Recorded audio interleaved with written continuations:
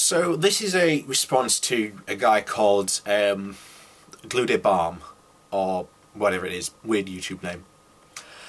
And essentially, he comes to me with, I've seen this type of thing before, but essentially it also makes me think that he's lying as well.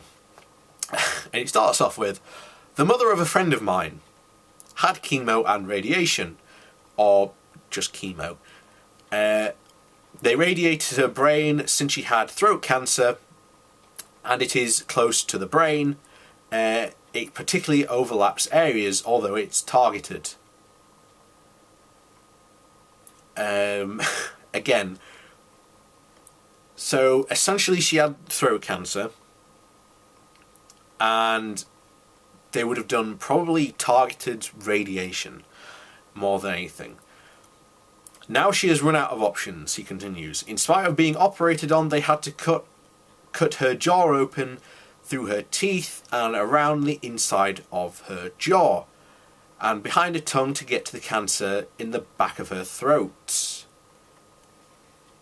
That's what they have to do. Again, I'm often surprised that people don't think, they have to do this. And again, probably these surgeons that have done this operation have probably done it hundreds of thousands of times. It came back, and they didn't get it all when they operated. Again, that's why you would have probably followed it up with adjunctive, chemotherapy, probably more targeted radiation. That's what they tend to do. And again, sometimes they don't get it all. Because again, you're talking about cancer, and again, people forget cancer is basically a group of cells. So if you wanted to be absolutely 100% certain, you would literally have to go to a literal microscopic level where you could see each cell and literally just like almost pinpoint with a laser and just go boop, boop, boop.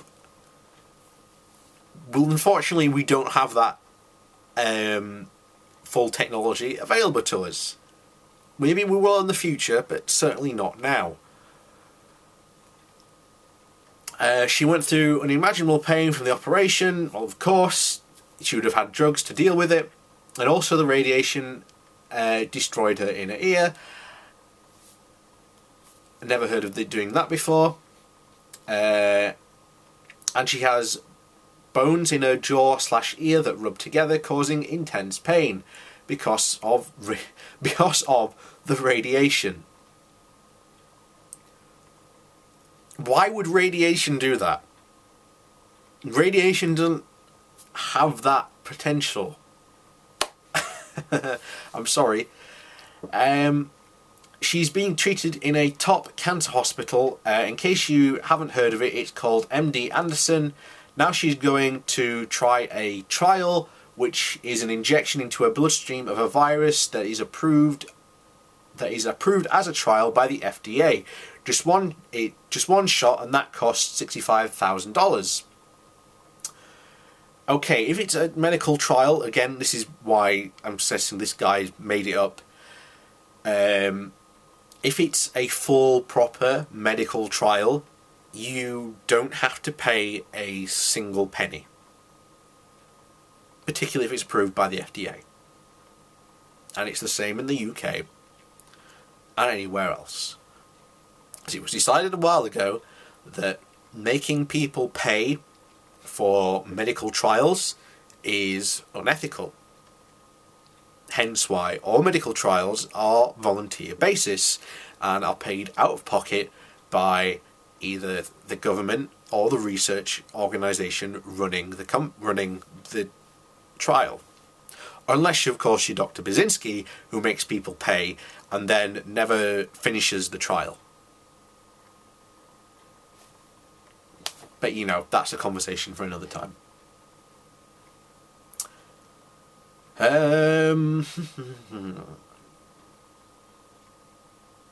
Yes.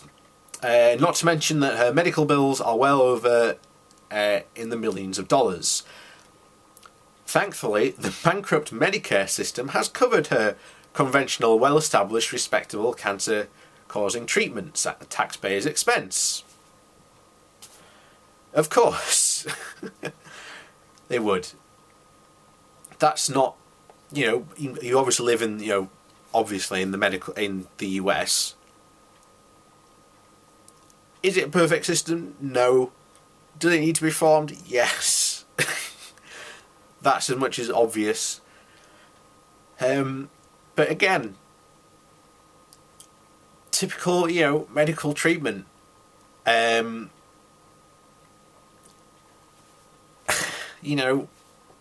how it goes. It's expensive. I don't know what else I can say other than, so what? And then, again, there's going to be, people of the alternative side and turn around, well, she could have done this that was like $75.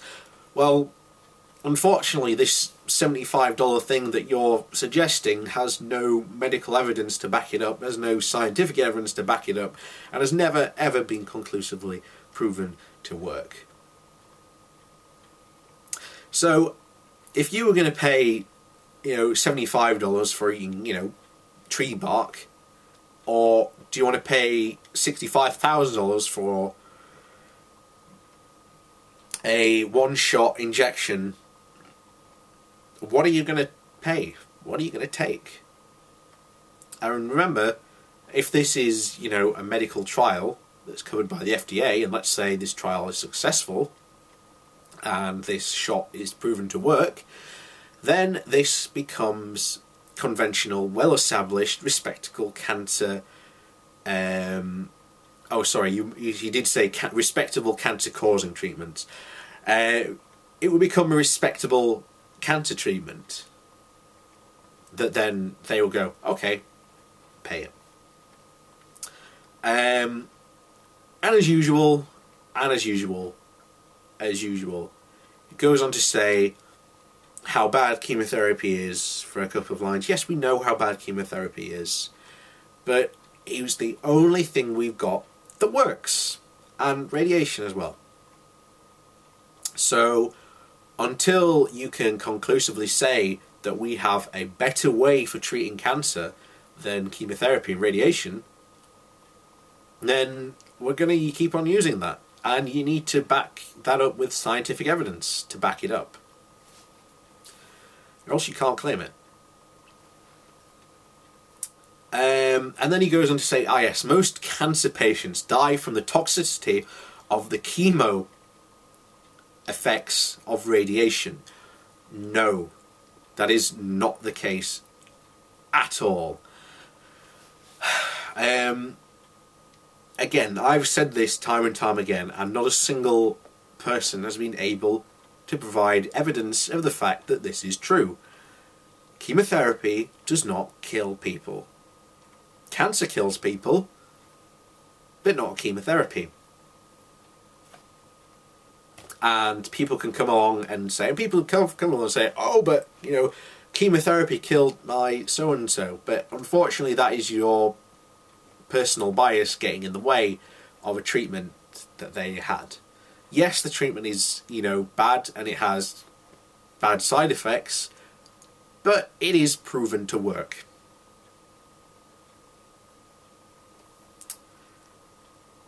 And then we get on to the meat and potatoes of this, the last part. Gerson has a big problem. Treating those who are sent home to die with no hope after they have received all the chemo and radiation they can be prescribed. Doctors send them home to die. No, they don't. No, they don't at all. So that's ridiculous. If the Gerson therapy did work as a treatment, and as they claim, it should be able to get rid of this, poisoning and chemotherapy as well. In fact, it should be able to work well with chemotherapy, even though they claim it doesn't. But again, there are people who have not gone in the chemotherapy that have gone to the Gerson therapy and they have died because of it. Or their cancer has gotten worse and then they've had to go to the chemotherapy and radiation because the Gerson therapy does not work. I don't know what else more I can say.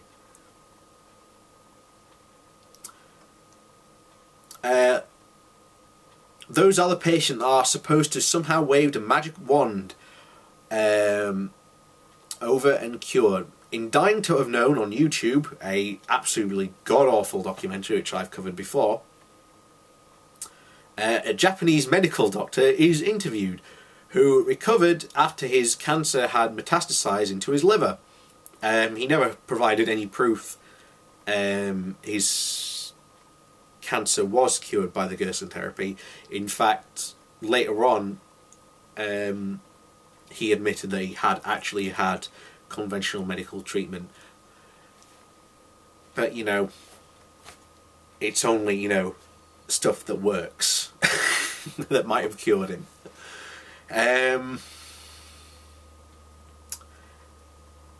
Where are we? Yes, he tried Gerson therapy after reading Dr. Gerson's book, which is a pack of lies, and again, not proven to have worked at all. He says his patients were cured, and he never provides any medical evidence, never provides any medical data that these patients were actually cured. You just have to take his word for it.